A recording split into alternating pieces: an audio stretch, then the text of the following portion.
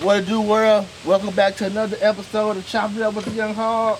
Yes, sir. And today I got John Cooper, aka That nigga Bugsy. already. If you go back in the hood days, you gonna call me Boo Bay. If you're doing business with me, you gonna call me King Cooper. If you're doing real business with me, you gonna call me, like he said, John Cooper, because that's what I'm gonna sign on the dotted line. What dig this? Matter of fact, I'm gonna scratch that because I'm gonna form this escort. I'm gonna go under my escort name. Holla back. All right. Well, we gonna get right to it. My phone turn my ringer off first. All right. You a man of many hustles. And we'll get more into that as the interview goes on. But at what age did you have your first hustle? I'm gonna say my first hustle was cutting hair. Okay. In age, I would say like eighth grade, so about 7th grade. So I want to say, shit, I really can't even, I don't even want to get the age wrong. So I'm probably about 11 or 12.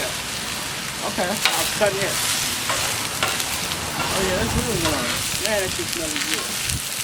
And so 11 or 12 in the project, you want me to tell you how that started actually? Yeah. So anyway, Mama wouldn't get a guy haircut all the time. My uncle used to cut our hair, but he had moved out of town, and then so I got tired of going without a haircut. I'm assuming my pops must have bought me the clippers, because I don't know how I got the clippers. But I got the clippers and I practiced on my homie Nick and Swan. And from then, I just kept cutting, and I was charging $2. And the really big thing is, I used to cut all the big niggas in the hood here, all the 6'4" niggas, all the upper grade niggas. Yeah. They used to go to Frank Sutton and get their hair cut, and they'd come to me and let me trace their name, trace their chain links and all that shit. I learned by patterning his shit, by tracing Frank Sutton shit. Yeah. And I learned that way. And that what got my first start on cutting hair. And that was at 11 years old. No doubt. Okay. Where you get that hustle trait from? Was it hereditary or is it something you just developed?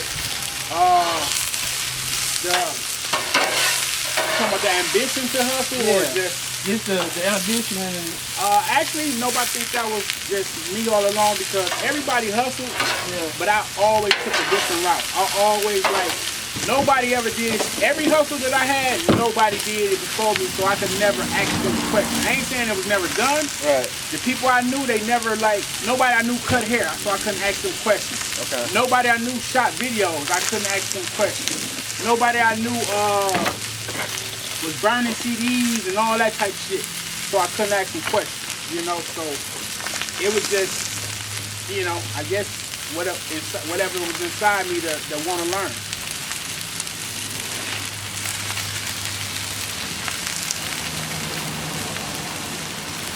Out of all the hustles you had, and you had a bunch of them, and got a bunch of them, which one been your favorite, or was your favorite? I'm gonna tell you like this, really, to replace, I like painting cars because it replaced street money. Yeah, okay. It was the only hustle that I can get as much money as I was getting in the street to make me leave the streets alone. But it was so I would say that's kind of the most important hustle, but the best hustle is shooting videos. Late night editing, just watching them clips.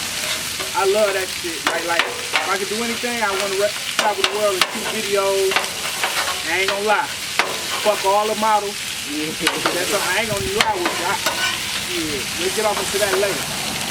I've been in an 18-year relationship. I'm out here wild, baby. Oh, yeah.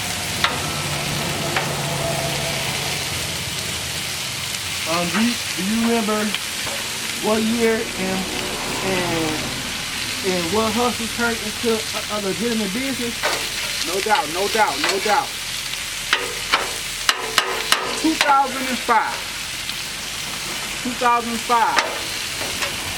So, well, let me take it back to 2004. I turned into a landlord.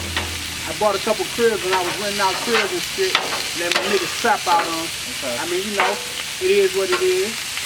You know, get the history from Norman Street. You know, I ain't gonna name no names, but all my niggas, you know, from Norman Street to 18th Street, you know. But anyway, so I started painting cars. The car paint back in 05. We all had, well, Twan and Dave, they had painted their truck. And I'm like, damn, my truck started getting a little rust around the wheel well. The gray one? Yeah. Okay. No. I flipped the gray one and got the Papa Smurf. Okay, yeah, right. The gray one with crash bars, I flipped that over in the rollover accident. They totaled that out. That's right. So I got the Papa Smurf, the light blue one. And man, that story go way. I painted that. Because like I said, it was rust around the wheel well, and they shit, we all was on rims, and they shit was clean. So anyway, I'm like, I'm about to show y'all I can paint, because I had went to school for paint. So anyway, I painted it, and it was a success, and from there on... So that was the first car you painted? No. Like, first car painting was at school. I had painted my Monte Carlo. But let's say the first car I painted as a at-home entrepreneur, besides my own car, Otis Ray. White Chevy, back in the day. Okay. And that's important to this story because it could have made me a break. It could have made me a broke. Because I fucked this car up.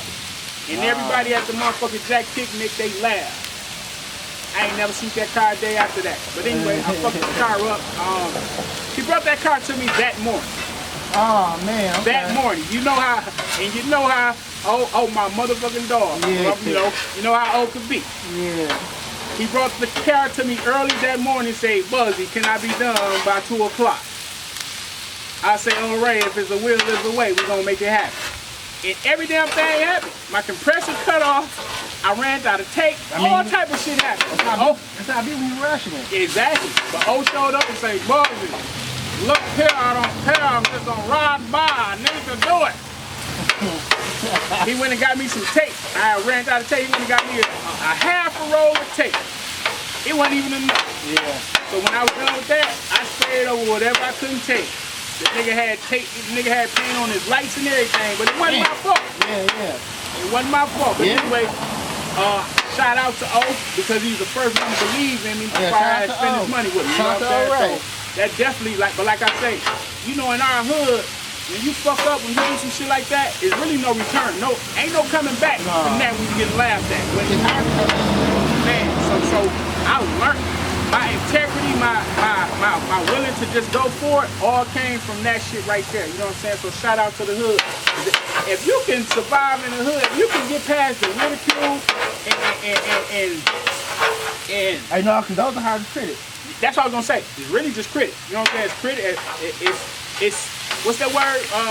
Self-criticism or no? What's that? Self-criticism is yourself. What's that word? Yeah, just criticism. Yeah, you know, constructive criticism. Constructive, yeah, right. Everybody got an opinion. Everybody got an idea. You know what I'm saying? Because like my favorite line is, everybody say McDonald's nasty, but the motherfuckers making millions. A billion. So and they keep updating shit. They sell much as any other motherfucker. Right. No matter how cheap and nasty they say it is, because they business, they know, you know, they know business. Supply and demand. And marketing.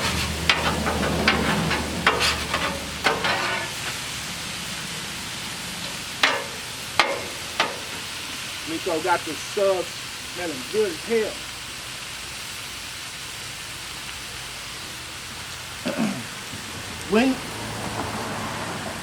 How old was you when you started doing music? And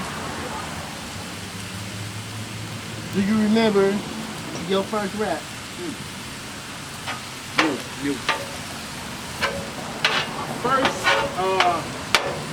First time I went to an actual studio. So I guess that is my first movie. Antonio Brooks, his name was, he called him Kane. And him and Mick, we went to Wiz T Studios over there on Whitney. Made a song called Murder in the Third Degree. I said Murder in the Third, and he chopped it up, and it sounded so good. We went with the first damn thing. We were so excited to be in the studio. First thing you heard? We went the first. He chopped it up. I said Murder in the Third. He went Murder in the Third Degree. Murder. He just chopped it up and shit. That was We all hopped on that beat and went crazy. So that was the first song.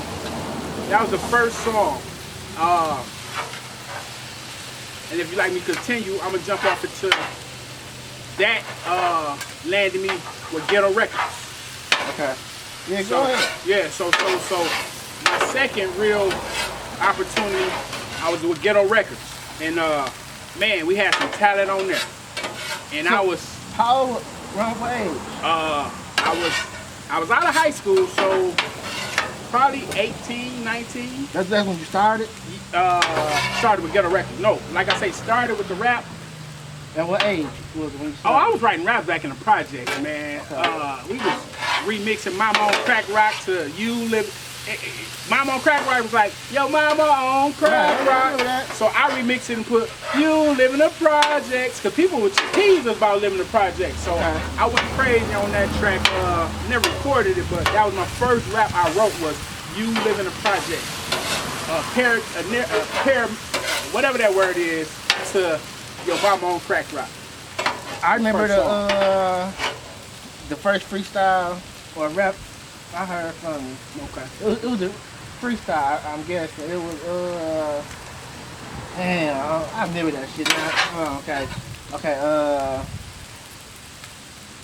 I say shit all the time, and I can't even think I about it. think that's the one drink. That's that we was on Ghetto Records. Ill Dogs, Jill Dogs. Yeah, Jackie Jill Jill. Yeah. Yeah. That track that was done on Ghetto Records. It was Chuck Cole.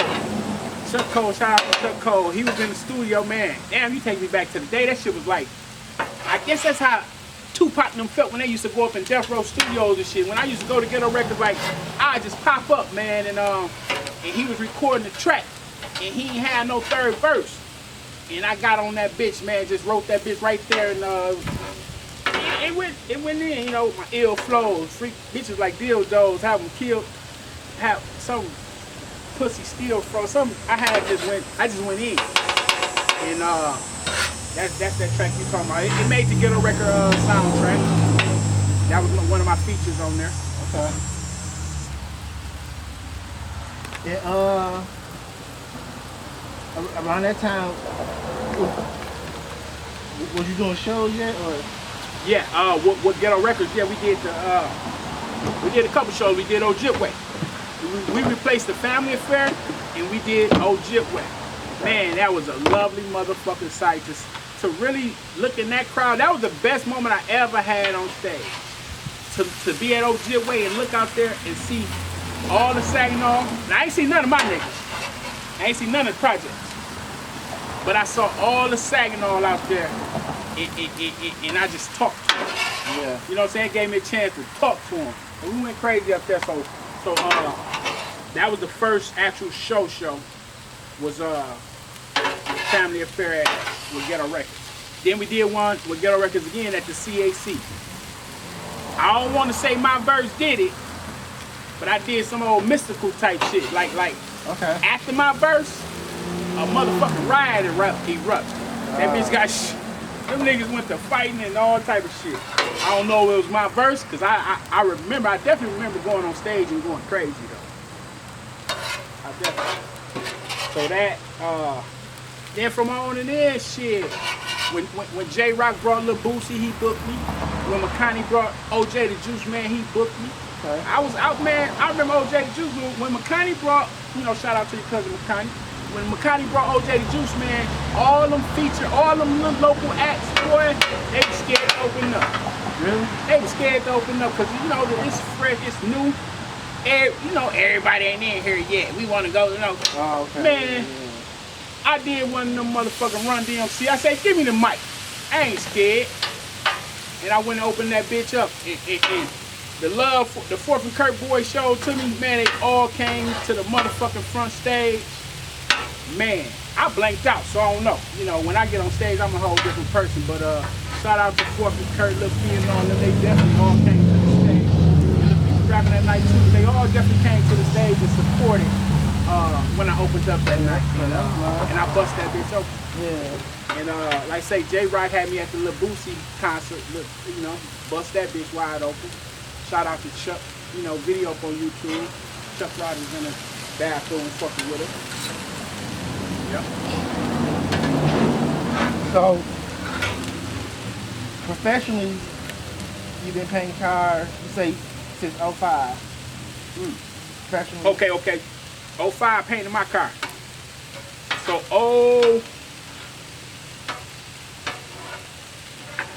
that was my bourbon.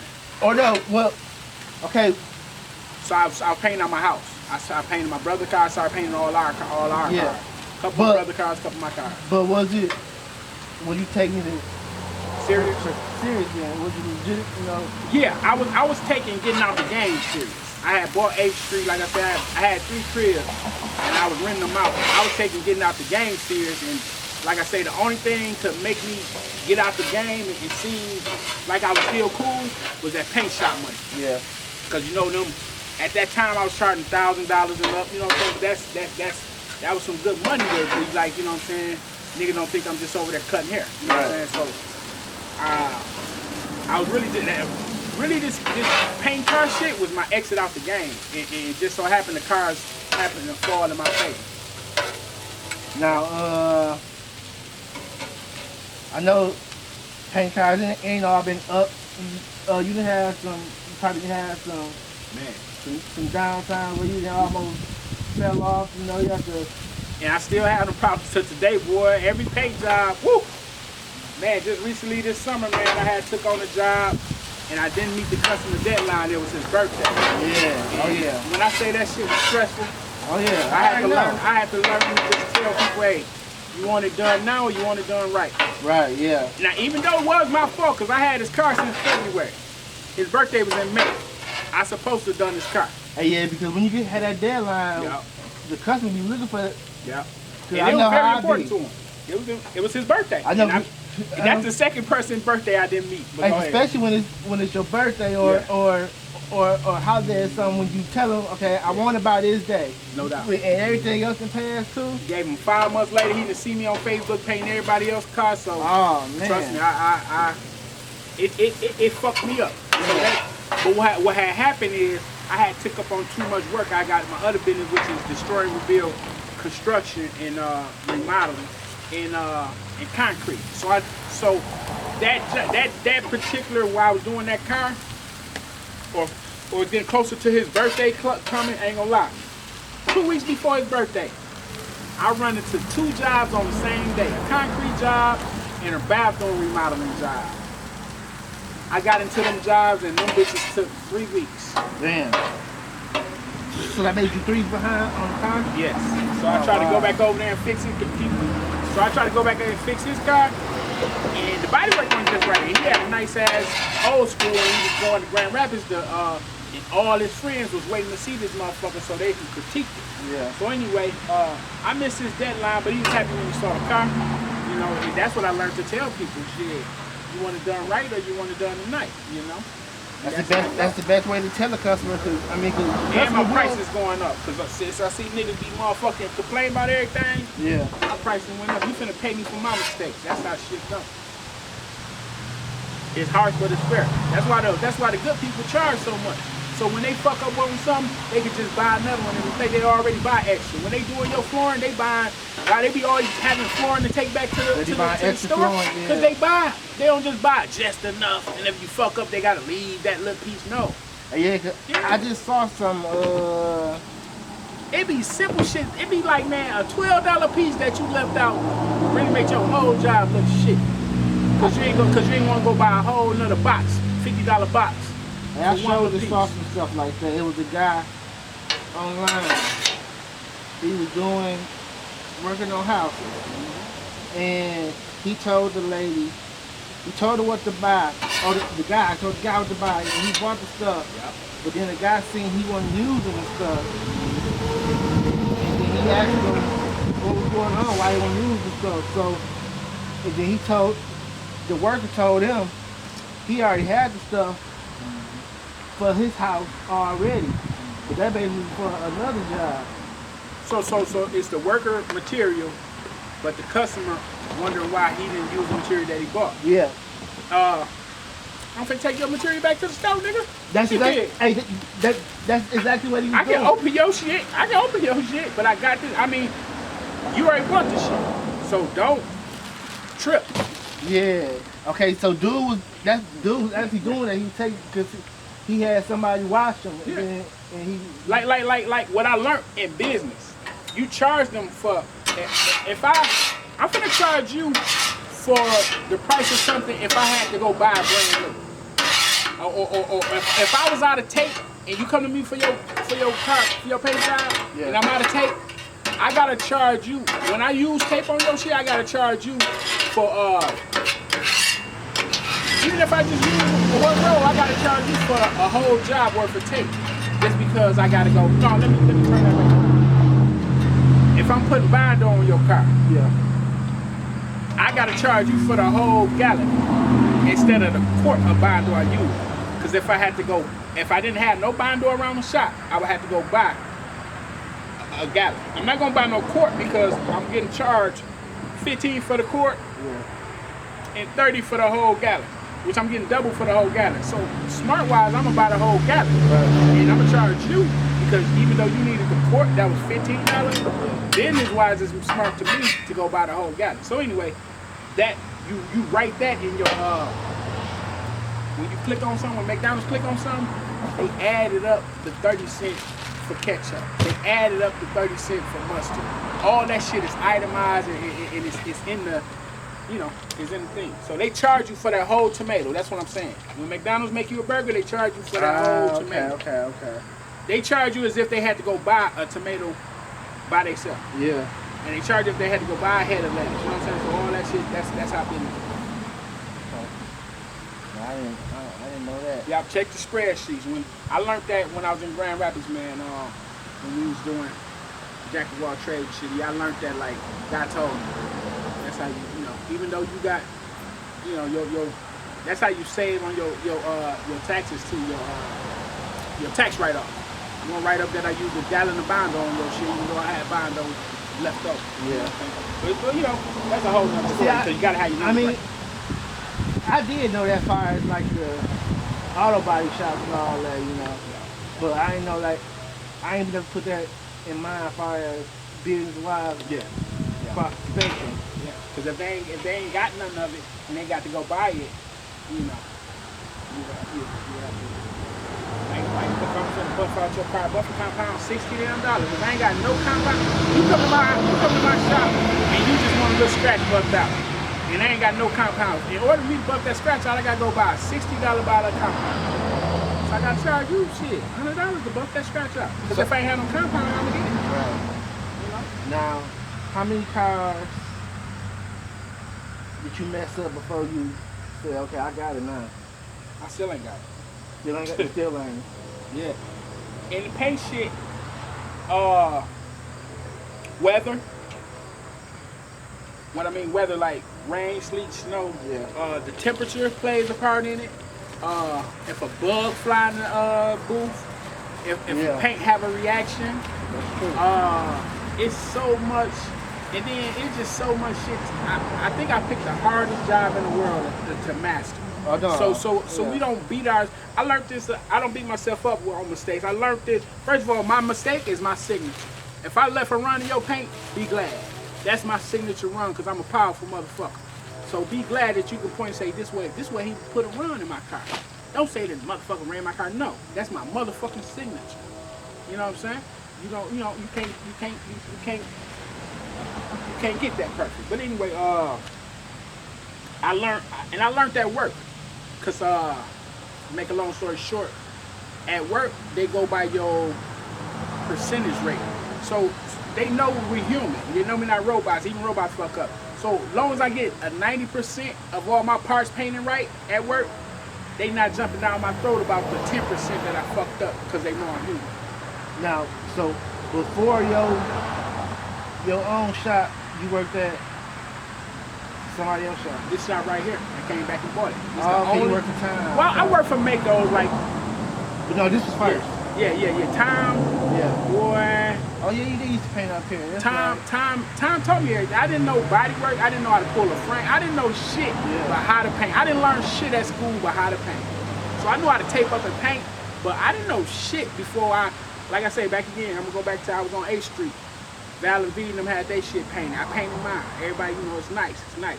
I didn't know how to change the color of my car because I didn't know how to take the inside of the door jambs up. Yeah. A guy working for Time.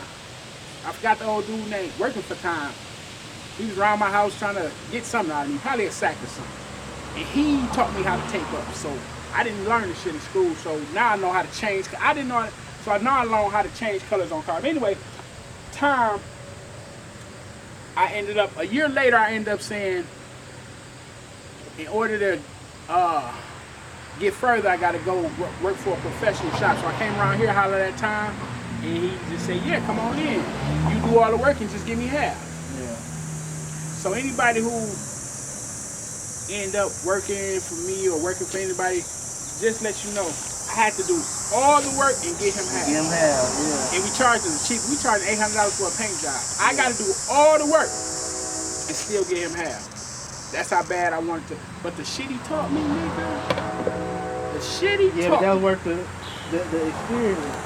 Man, you see this? You can't see it, but it's a chain hooked up to this motherfucker. He used to put a chain to that tree right there and pull the whole car apart, pull a frame. You crank it, yeah. Man, the shit he taught me, man, I go back and do it. If I go back and do it all again, I work for free. Yeah. I'm eating off that shit right motherfucking now. How the motherfucking fiberglass, all rust and shit, rocket panels and shit, how to just go over. Nigga, ain't nobody learning that shit. All the time.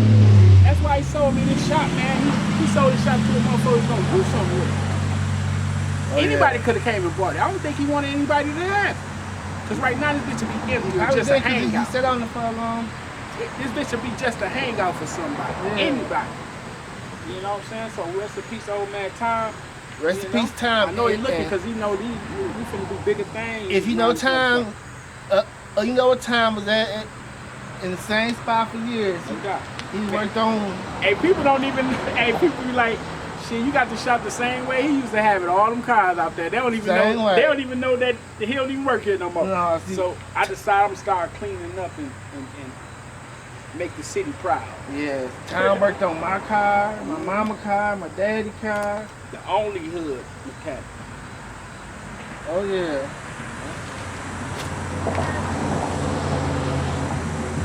You know how many cars you painted today? Look, over I'm just say 100? over 100. Over 100.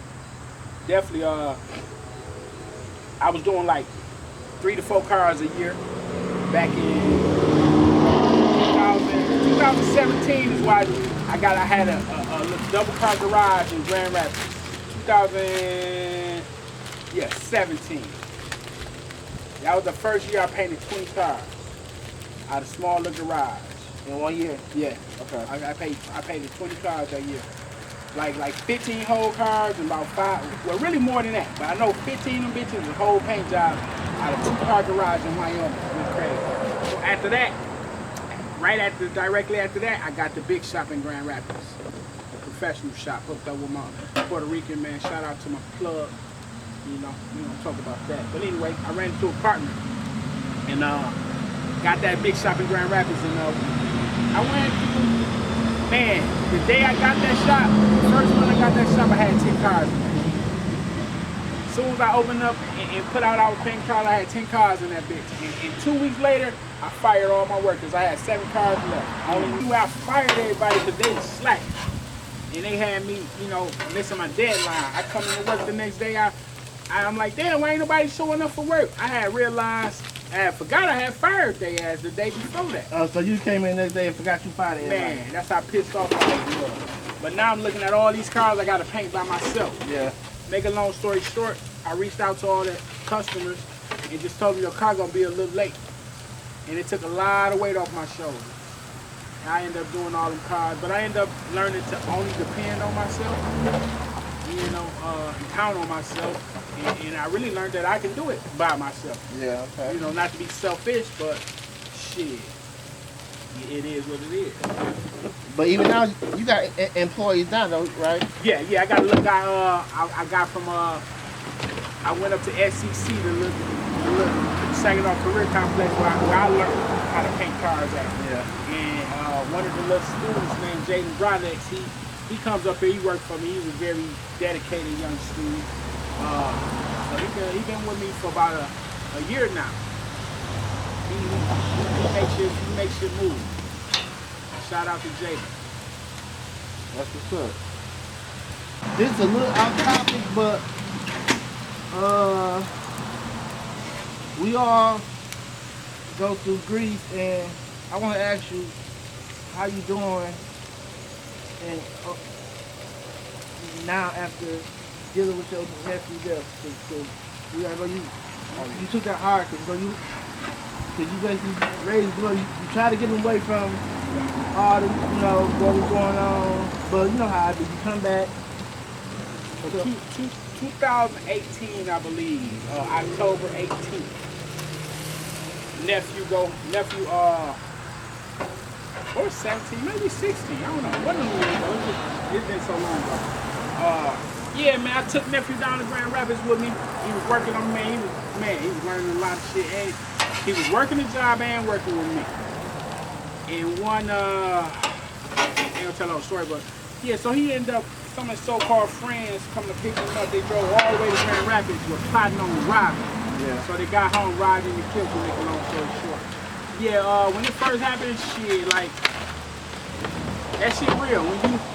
When we saw Trey punching the wall, punching the air, when Ricky got killed, that shit real. That shit, that was the only motherfucking thing I could do when I first heard the news. It just came out of nowhere, just like, you want to just kill the air. You know that's real. It's crazy. It's crazy how that reaction. That's just you trying to release that anger, and you don't know no other way to do it. Man, boy. When you ever get some bad news, I hope, that's why they say, are you sitting down? Yeah. You know what I'm saying? That shit real. Like if you ever get some bad news, some real bad news, you better be sitting down and nobody better not be next to you, because you're gonna swing. So yeah, that it took a long time for me to really get over that, because I kind of had blamed myself, not from taking him out of this environment, but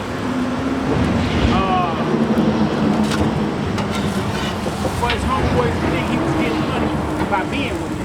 Yeah. They thought he had way more money than he had, because he was rolling with his big uncle, who quote unquote getting money. So I think that played a part in them little niggas doing what they did. Because truly, if he'd have stayed in Saginaw, they'd have never ended up envying him and never did that shit. Okay. And it's hard to say, but that's, it's crazy. If he stayed in Saginaw, he wouldn't have got killed. I try to get him away from Saginaw to not get killed. But the good thing is, if he stayed, he'd been alright. And to see more, and to learn, because he came down there and he made a total, 360. He was doing good, man. Working. They loved him at the workplaces. He wasn't no stranger to work. And it was crazy. That day was crazy. Yep. Speaking of deaths, today the actual day, another tragic death. My cousin Barnell was killed. Today that day. Today my mama's birthday. Actually, today my mama's birthday. Rest in peace, my mama. And Barking Lil Devin was killed. You know what, Barking Lil Devin was killed on this day, man. Now, over these last few years, you had females close. Oh yeah. Quarter. And that make me shit. My mama and daddy gone. I ain't got no kid, biological kids, so I'm really around this bitch just living, surviving, just with no purpose. I ain't gonna lie to you. So so that's why I try to teach as many little kids and shit that I can.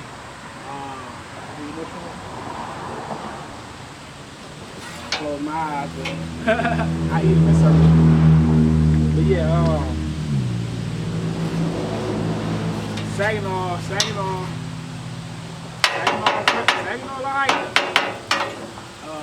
I get much support though. Don't believe the likes on Facebook. Nigga might not get no likes, but nigga get support in real life. You know, like I say, I ain't advertising over a year. I ain't put that I got paint jobs for sale and I don't know when. And I ain't went a day without working. That's come from putting in work. But I talk a lot of shit, I just don't advertise. Now, as far as business-wise, where you at now, is you satisfied? Hell no, you can never be content and satisfied, man. Because I'm the guy with trying to build multiple streams.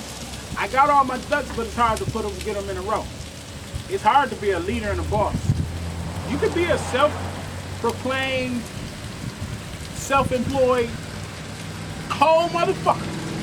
If you ain't got leadership qualities, how to lead, and lead come with a lot of this, because you gotta be firm when you lead. You can't just be you gotta be able to tell a motherfucker what it is and tell them they got a shit to get off the pot. That's probably my worst thing. I don't know how to I give a motherfucker a chance, or if a motherfucker slacking, I don't know how to just, hey, because I be thinking I need them. Not really thinking they're going to hurt their feelings. I think, oh shit, I can't even let them quit because I need them. And I should know, because like I say, when I fired them one motherfuckers, I didn't need them. But anyway,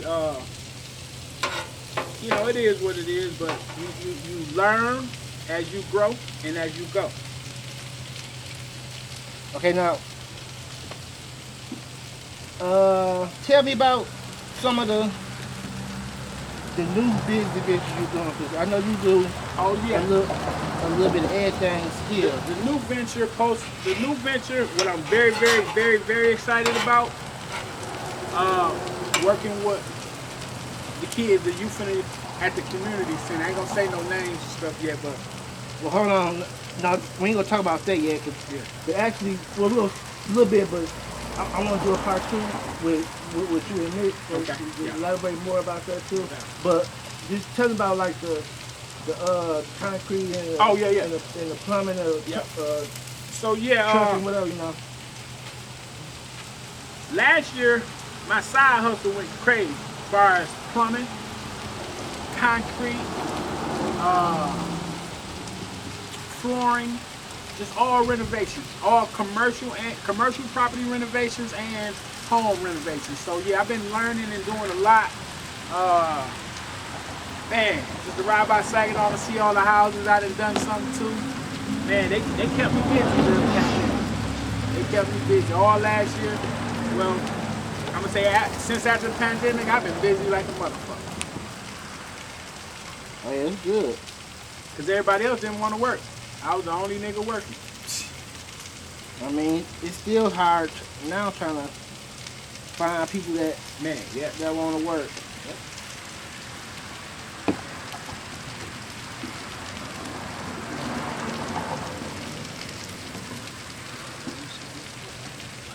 Can you get under there? So you tell about the concrete and all that? Yeah, the concrete been slow this year. But the thing about me, when one business slow, the other ones kick in. Well, I ain't gonna say that. When one business slow, I got enough time to take care of other business. Yeah. Cause the paint shop, that shit already always gonna be. I kind of forgot that them other hustles were my side hustles. So when they were slowing down, I'm like, damn. Oh, you know, I'm like, damn. Shit ain't going right for me. When I realized that was just my side hustle, I realized I had 5 cars sitting at my paint shop that needed to be painted. Yeah. While I'm running around studying, trying to find and finish, remodeling and shit like that. So this year I worked really hard on the paint shit. This year I've been at the shop chilling. My work have been doing all the prepping, man. This year I found myself. I got my weekends off. I learned to not just chase every dollar. I was just about to ask you that. Sometimes you think you take on too much at once. Yeah. Okay, Ooh, and I learned at the beginning of it, like I said, when I had took on the 3 jobs. Yeah. And I basically, everybody was unhappy. I went through some shit. I was so stressed out. Like, and right after I got done, gave him his car. I mean, I finished her bathroom, gave him his car. and finish that dude concrete. Man, I ain't been. It's been lovely ever since. So all the rest of this night is worth the risk worth the reward. Yes, definitely. On looking at it from this standpoint and this point in time, yes. But I ain't gonna lie. Earlier this year, like I said, when I had them jobs, Yeah. even though I had all this training, all this experience, that shit broke me down. I wanted to give up, man. Like I ain't want to give up. I wanted to be like, damn, maybe I did some wrong shit. Okay, I'm glad you said that. I know it been many times you wanted to give up, but you kept going. Man. Okay. Cause I always take some jobs that everybody else don't want, then I realize why everybody else didn't want them. Yeah. Them bitches hard. Most time the customer trying to save money. Yeah. They paying the less and you got to do the most. And I realized, because when I look at it, I'm like, damn, that's $1,000. That $1,000 ain't no $1,000 if it take a month. I mean, if it take a week to get done, that was only $200 a day. I make that in my motherfucking sleep. I used to have to learn that type shit. Yeah. I used to have to learn that. And a couple of niggas want their hair cut, but you need this car that needs to be painted so this nigga have his car back. I go and cut the nigga's hair because they gotta go to the club tonight. And they depending on me. When the other nigga, he just trying to floss in his car. So I put him on hold that the back end of that gonna be like $1,500. I won't even finish that this week and get that $1,500, but I go over here and cut these niggas' hair for $15. Yeah. That was kind of one of my downsides by trying to have too much hustles and trying to prioritize them all. You know, like I say, because he need me. He's going to the club. He need his haircut. No, I need to get this motherfucking car paint and get this $1,500, not this $15. Yeah. So that's a problem I had to learn from taking on too much shit. Okay.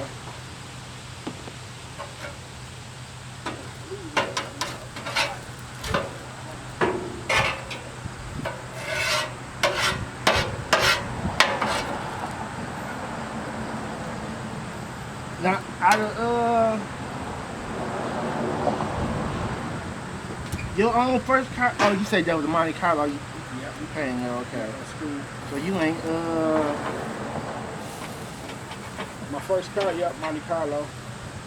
So did you paint the Trans Am? No, or no? I had bought that from Nick, that same color. I just put the gold. You know what? I was wondering if that's the one Mick was if that was the one, that champagne one. Yeah. I had bought it from Nick. Really just the shell, because I had to put a new motor in it. I throwing it up here at the Dub Shack. He told me my motor was gone. I ain't even check. I ain't even think twice. I just said, damn, put another motor. I ain't even think twice. I ain't check it. You know, and down the line, you know, I ain't gonna even say that, but yeah. Motor probably was good. I ain't know. I was young nigga getting money. I just give me a new motor. Fuck it. I'm ready to drive. Yeah. Hot. Oh, yeah. Yeah, you know how I be. Yeah.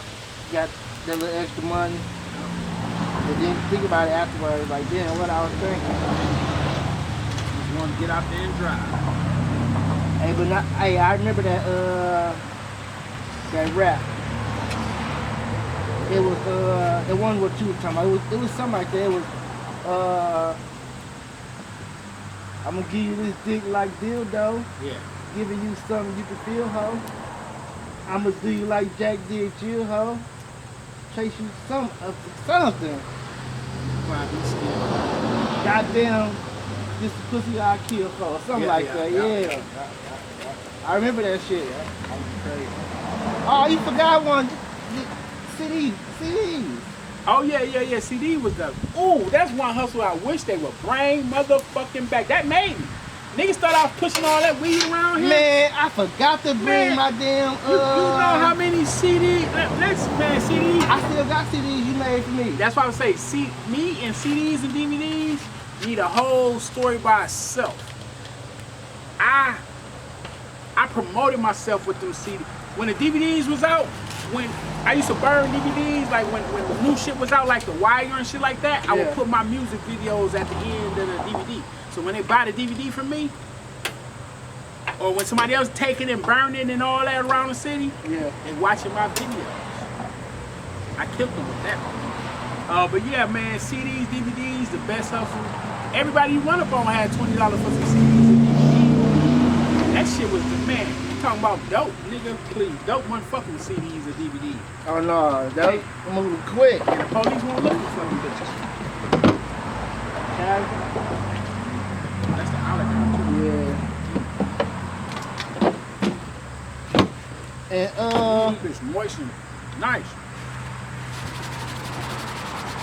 I got more. I got like 3 of them. Cause I know I got the Flash and CD, Yeah. but I couldn't find all of them. But this was one of them. Man, last. The shortstopping. Now that's the first CD cover I ever created. First time when we was printing them out and sticking them on with the labels, oh my God. Man, that take me back. Like I say, nobody knew none of this shit. I was the only hood nigga. Well, I ain't gonna say I was the only hood nigga burning CDs that had a computer. When I say hood niggas, me and my niggas that was running the streets, I was the only nigga into this type of shit. But I set it up like the Northside Reunion, I filmed the Northside Reunion, I went platinum selling them CDs. And you know who they saw? None but me and my niggas. Them niggas, hey, it was like, oh, this is the Project Boy CD. You damn motherfucking right.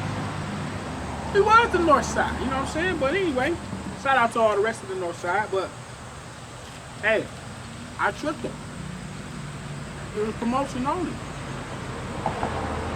But you had to buy the DVD because you wanted to see everything that happened that night.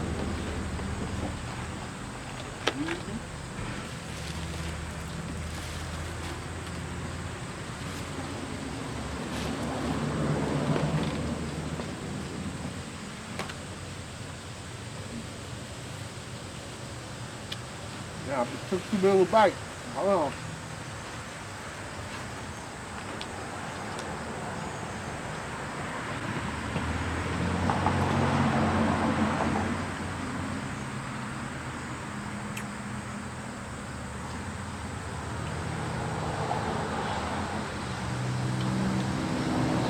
I will mention it a little bit now, but I want to do a part 2 to elaborate more of it with Mick, because I know y'all got a lot of stuff y'all working on together coming up. Watch out. As far as Media Broadcasting Center, stay tuned. yeah, with the community and everything. But just go in a little detail about the overall Program.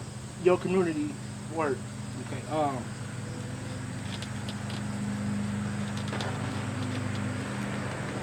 I'm trying to bring the program to the community involved media broadcasting, where we allow kids to come and create their own content. We teach them how to use the cameras. We teach them how to edit. We teach them how to use the sound. We teach them how to write. We teach them how to create their own content, upload it, publish it, monetize it, get money. And the most important, we teaching it from the real point of view. Not the shit, not the narrative that these big record labels paying these artists to portray. We're gonna get the real positive stories out of these kids. And from the media broadcasting program, it's gonna turn into a whole film crew. You see how all them Detroit movies is on Tubi? Yep. We're gonna have a film crew full of young youth going around shooting everybody's story. We're gonna flood Tubi and all the other media outlets with movies. People gonna hire us from all around the world to come and shoot they shit. We're forming a whole film crew, so it's non-profit, for-profit in the end, donations, but we're forming it's bigger than media broadcasting. We're gonna turn a non-profit to a business. We teach kids how to be entrepreneurs and get this money. We don't give them fish, we teach them how to fish. We don't give them fish. And We go buy a lot of fishing poles and say, hey, follow us down to the fishing bank. okay. Everybody else, not knocking, but we're more of a, we're gonna give you the knowledge to live. where we at with it. I ain't gonna give you no meal that's gonna feed you for a day. I'm gonna give you a knowledge to feed you and your family for life. And they'll go farther because Yeah, yeah. over their lifespan, they can remix it and then learn more from off of what they learned from what you taught them. But you got the people who gonna tell you wrong and gonna say, hell no. Keep getting the freak shit. Keep just doing you. You gotta get up, get out, and get something. Oh yeah. This clean up the community thing coming too. Yeah, because Nick talking about that too. Yeah. So we got to elaborate more on that too. Okay, so Saginaw. Saving all generations. man, I forgot what it sounds good too. Saving our generations and acquiring wealth. Yeah. We're saving all generations in the end acquiring wealth. Yeah. That's what I was telling them. I like that because that's almost replacing Sag Nash. Now Sag Nash give it Saginaw. They got that. From what I heard, came in a bad way. From actually what I heard is, well actually at first I heard, it was just like A story about a nigga in a joint. yeah, that's what I heard about y'all nigga in the joint, and then all the Detroit niggas, you know, they phrased the term Sag Nasty. It might have been, I wonder, was it Pussycat? It might have been, you know, cause you ever heard? I heard his name. You know how I heard he's running shit in the the pimp back days. Yeah. And then, but he locked up. I just heard about the shit he running in the joint. I ain't heard about what he was doing on the street. Yeah, he's here. Yeah. Turned to a more prison, but I think they end up. I think he left the more, but he been there raping, all you know, the motherfuckers coming in there and everything. And he just alright with it, you know, he don't give a fuck. Now, depends on what they came in there for. If he's just targeting them other competitors and all that type of shit, Yeah. that's what prison do. Oh yeah. I'm pretty sure he got his motive. Yeah, he. I mean, I guess they say you always adapt to your environment, but give people your social sites. I only fuck with the Facebook, Bugsy King Cooper. Then I got one called Bugsy Cooper. Then I got my alias Jack Turner. Then I got a couple more pages I only use to stalk my bitches, so I can't reveal them. One of them is Joe Buttons. One of them is Dan something. But anyway, I got about 5 other pages I be using to find my little bitches. But You want to give me a number for our business wise? man, I'm at the shop with it. I don't even have to give out. You remember me back on my CDs, what I used to do? 989-714-5537. I said it, I was like Mike Jones. Yeah. I said it enough back then, I don't have to say it no more. They know how to get in touch with me. And I ain't being cocky or nothing. I'm just 989-714-5537. You know what I'm saying? Been had it for years. Okay. Yeah. I said it enough back in the day that it stick. You know, niggas call me from the joint, you know what they say? The only nigga number I can remember is that, because you said it so much on them damn CDs. Yeah. Man, my hood love go, it's different than there, and then it's different from, from V. They love V for what they love the V for. They love Val for what they love Val for. They love it, any of our niggas, from O-Ray to, Perm, Skanks, Step, all niggas. They love me on the, like everybody respect and love me for a whole different way. Yeah. They love me for being me. O-Ray tell you, I fuck with Bugs because he gonna tell you, if he ain't with it, he ain't with it. While the next nigga gonna fold in the midst of the drop. You feel me? And then on top of that, when you talk about what you did illegal wise in the streets, you know. Exactly. So that was, so Man, I've been cleaning that shit up so long ago that I don't remember. yeah, I don't remember. You a businessman. It was all part of the plan, you know. Yeah, I mean, that's the same thing as running the business. Yeah. That's where it started from. And the streets is supposed to be a stepping stone to get to where you're trying to go. To get out, It's so to many. change. It's so many niggas in the street got what these working people work for every fucking day, and they don't even realize how good they got it. A car that's paid for, and maybe a house that's paid for. The motherfuckers go to work for that shit all day motherfucking life. If you already got a head in the game and bought you a little car and a little crib, nigga, you can afford to fall back and go get you a little income. But it's a lot of shit that can hinder a nigga, that child support and shit like that. So I can't speak up on everything. But you can kill that because when you go open up your LLC, you can say your business only pay you so much. You can get around that child support. All right, everybody. Appreciate everybody for watching another episode of Chop It Up with the Young Hog. Yes, food was awesome. Awesome. If you ain't subscribed, hit the subscribe button. Leave me a comment if you want. Dislike it, like it, either or. But like I said, I got a part 2 coming soon with Bugsy and Mick, so we can elaborate more on what they got going on now and coming up in the near future, as far as community-wise. That's First Ward Community Center.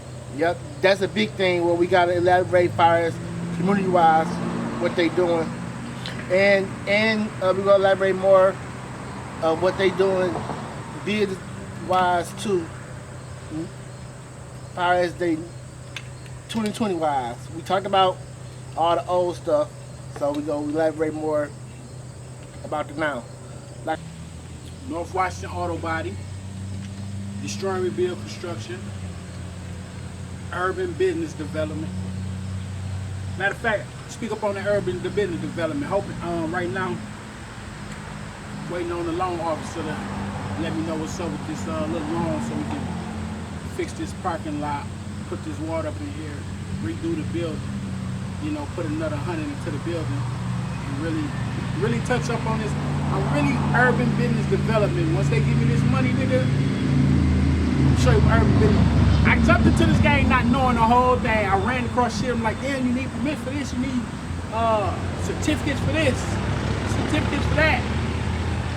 We bumped our head a couple of times. You know what I'm saying? I mean, we made a couple moves before they was official. But you learn as you go, though. It's part of the process. A lot of niggas tried to talk, cause I talk. I talked a lot about the car lot that was coming. It never came because I had to. City bust my head while we spend another 50,000, 60,000. But anyway, I mean, it was learning lesson. It be like that sometimes. You know how that's why they say you don't supposed to tell everybody your visions, because everybody can't see your visions like you see your visions. They're trying to deter you from what you're thinking in your head because they can't visualize what's going on. That's what I like about Donald Trump. A lot of niggas don't hate him. Donald Trump was visionary. You can be around with all that money and just like, we straight with whatever. No, he like, no, I want a motherfucking tower built with my name. Like, he's a visionary. You need visionary people to motherfucking keep going. And without a vision, the world gonna be the motherfucking same.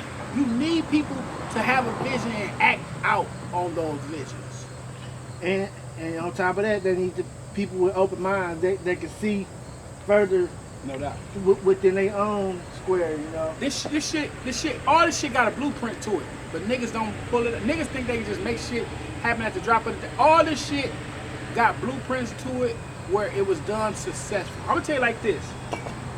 Niggas used to turn down ideas because they say we don't know how to do it. They ain't even try to learn. Right. Anything in the motherfucking world, all you gotta do is go learn how to do it. Yeah. These niggas just say, we don't know how to do it. You ain't know how to sell dope until you learn how to motherfucking rock this shit up, cook this shit up, and what cluster to sell it to. And I always say nowadays it's so easy. There's so many legal ways to make money. These legal hustles you can do. It's TikTok shit. And make the same amount of money or more than you making in the street. On the street. Yeah. They can stand on Washington and sell water bottles all day. Make them kill it. Like I said, we will elaborate more on that. Part 2 coming soon. Got them looking. Y'all see them with the shirts. Got them looking. Actually, it's a lot of white box trucks. It's a lot of things Bugsy didn't even say. Man, we ain't got enough time. He did or do. But like I said, we will go more into that next time. So If you can, hit that subscribe button and stay tuned for more. Already. Peace.